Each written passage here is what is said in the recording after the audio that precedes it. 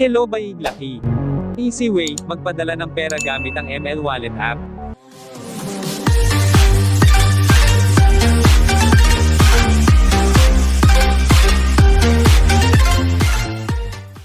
Ang ML Wallet ay produkto ng MLHUILLIER Finance and Company.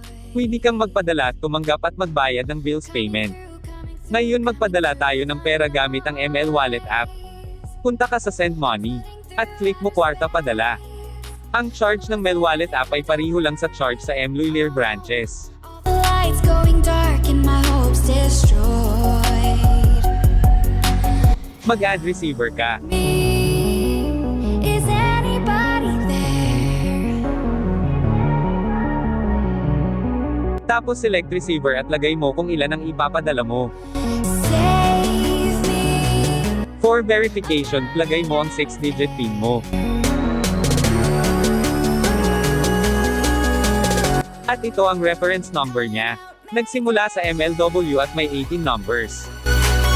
Yan ang ibigay mo sa receiver mo at kung ilan ang amount na ipinadala mo. Maraming salamat!